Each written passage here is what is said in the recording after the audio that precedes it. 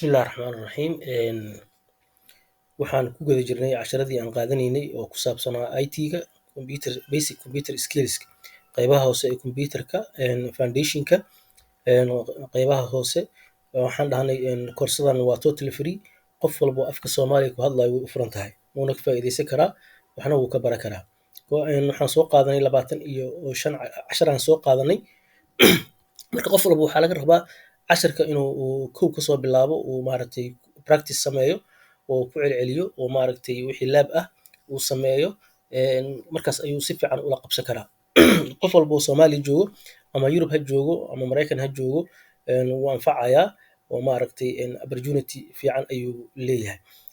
Wuxuu kaloo ka anfacayaa in koorsooyin kale haddaa u gudubta aad rabto oo maaragtay web design oo kale, graphic design oo kale, qofka rabo inuu barto oo kale, networking oo kale, cyber security oo kale. Waxyaabahaas maaragtay wuu kaa anfacaya. Waa basic oo computerka ama software engineering qofka hadduu rabo inuu barto. Kulli maaragtay wuxuu u yahay basic ayuu u yahay casharadan. Marka waa inaad fahantid waa muhiim. Waxaa isku daydaa inaad fahantid oo maaragtay casharadii qaadato. Waa iska 10 minutes ugu badnaan waa 10 daqiiqo. Marka aan ka faa'iidaysano buugaan diyaariyey. Buugaas waxaan gadaynaa $6 iyo bar. Qofkii Muqdisho joogo wuu iga soo codsan karaa. Waana maaragtay meeshuu joogo ayaa loogu geynayaa. Haddii casharkeena aan gudaha u galno, waxaan qaadanaynaa VPN wax la yiraahdo maanta. Virtual Private Network ayaan qaadanaynaa. Virtual Private Network muxuu yahay? Waxaa loogu talagalay dadka ka soo shaqeeyo guryaha oo kambaniyada u shaqeeyo. Adduunka caalamka hadda waxaa jiro, waxaa laga soo shaqeeyaa siduu u dhacay COVID-19 oo kale. Waxaa la sameeyey dadka inta badan guryaha ayay ka soo shaqeeyaan oo maaragtay asoo gurigiisa jooga ayuu qaybtii shaqada kusoo xirmayaa. Kadib ayuu meeshaas ka shaqeynayaa oo maaragtay shaqadii markaas laga rabay uu sameynayo oo ku habbooneed in maaragtay guriga adoo joogto aad ka soo shaqeyso. Haddii wixii kale oo physical inaan u imaato oo building aad imaatana loo baahdana marmarka qaar waa imaanaysaa.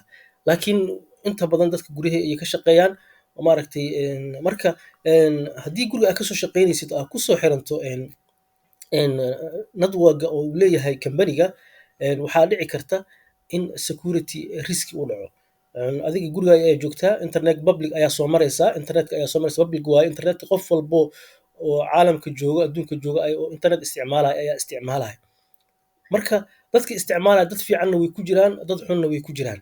Marka dadka xun waa attack risk oo kambaniyada inay hakareeyaan si ay lacag uga sameeyaan ama si ay maaragtay u sameeyaan maaragtay tijaabo ahaan inay maaragtay wax hakin gareyn karaan oo kale inay iska dhigaan oo kale. Marka kambaniga hadhow problem ayaa u imaanayo haddii maaragtay uu qof walbo oo public joogo isaga soo xirmo kambaniga oo internetka public isticmaalayo dhibaato badan ayaa dhici karta. Marka si taas looga taxadiro waxaa la sameeyey VPN waxa la yiraahdo. VPN-ka waa secure connection waaye. Macnaha secure connection qaab secure ahaan ayaa waxa ugu xirmaysaa kambaniga. Kambaniga ayaa set up gareynayo qofka IT manager-ka ayaa set up gareynaya VPN-ka. Marka fiiri markii aad rabto inaad adoo gurigaaga joogto ayaad waxaa rabtaa laptop ayaa haysataa kambaniga inaad ku xirantaa ayaa rabtaa. Marka connection ka dhacayo oo maaragtay kambaniga iyo gurigaaga waa internet public internet waaye. Waxaa dhici karta waxaa jira marka attack badan ayaa jira. Waxaa jira marka man of the middle attack wax la dhaho. Qofaa inta joogo laptopkiisa oo haystaa adiga connection-kaaga aad sameynaysid intuu ku soo xirmo wuxuu sameynayaa inuu capture ku sameeyo password-kaaga iyo muxuu ahaa iyo username-kaaga inuu capture ku sameynayo. Marka is acting adiga camal ayuu iska dhigayaa dan kambaniga ayuu ku xirmayaa.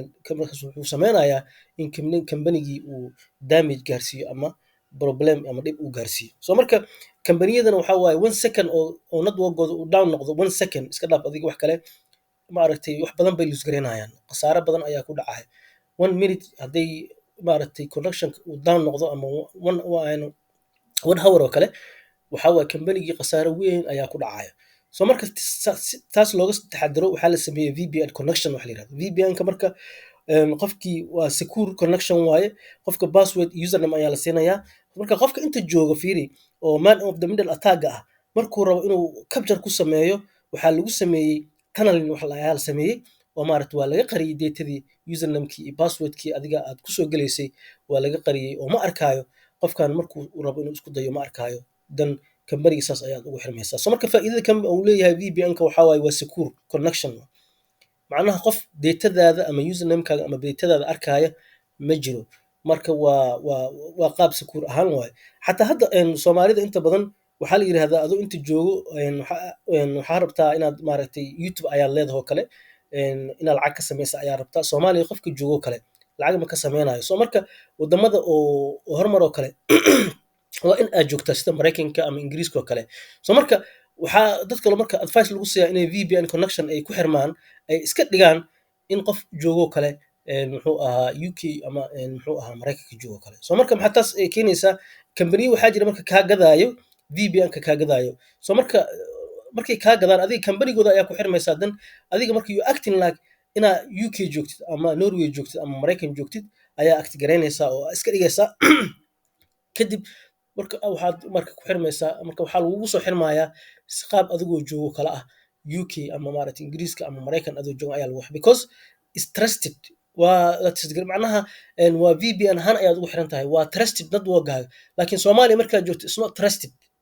Marka dadka inay fahmaan waay, is not trusted. Markaa Soomaaliya joogtid oo internet aad isticmaalaysid ma lagu trusted maatid. Laakiin VPN markaa isticmaalaysid waxaa waaye connectionkaaga is trusted waayo oo waa la aamini karaa, connectionkaaga secure waaye macnaha.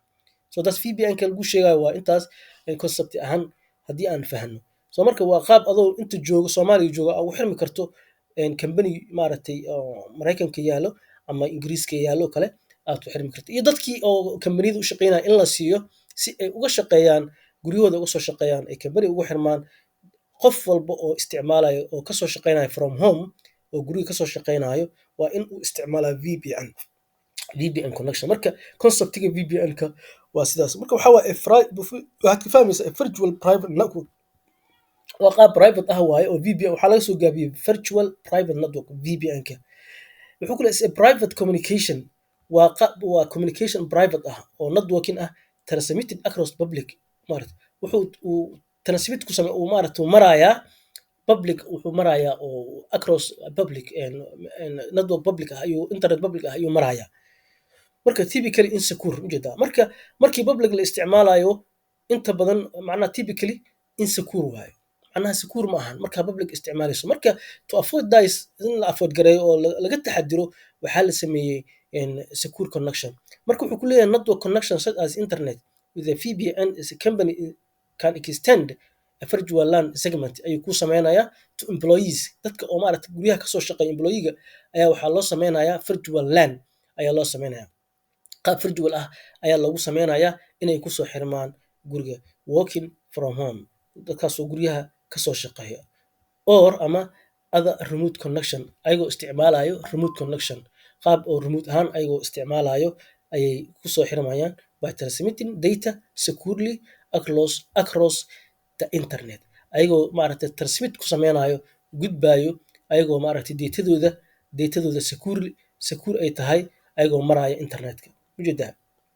Markii VPN-ka la set up gareeyo oo passwordkii username-ka lagu siiyo, qaab waxaa ku soo maraysaa adigoo lagu ilaaliyey oo qof maaragtay uusan hack kugu samey karin.